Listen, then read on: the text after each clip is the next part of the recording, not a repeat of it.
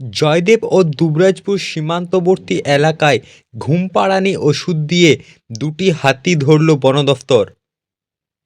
বাঁকুড়া থেকে দামোদর নদ পার করে বৃহস্পতিবার পশ্চিম বর্ধমানের কাঁকসার জঙ্গল পথ দিয়ে অজয় নদ পেরিয়ে শুক্রবার সাত সকালে বীরভূমে ঢুকে পড়ল দুটি পূর্ণবয়স্ক হাতি, যার জেরে চাঞ্চল্য সৃষ্টি হয়েছে সমগ্র এলাকা জুড়ে।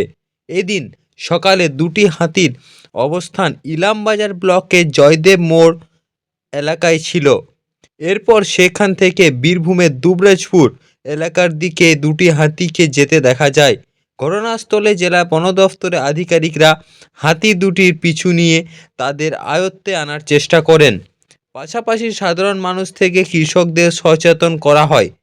তারপর এদিনই দুপুর নাগাদ ওই দুটি হাতির পিছু নিয়ে বন দফতরের আধিকারিকরা বীরভূমের জয়দেব ও দুবরাজপুরের সীমান্তবর্তী এলাকায় ঘুমপাড়ানি ঔষধ দিয়ে হাতি দুটিকে তাদের আয়ত্তে নিয়ে আসে।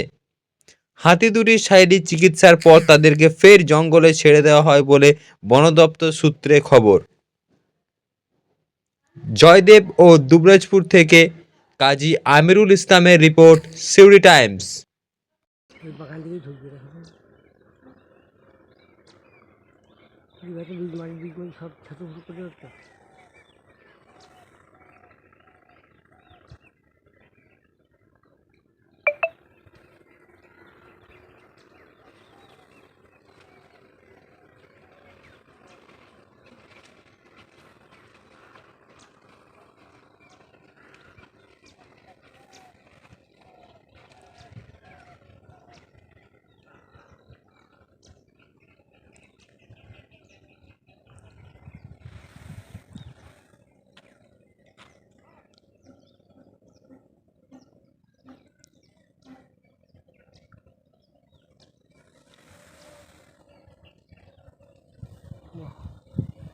ছোটটা খুব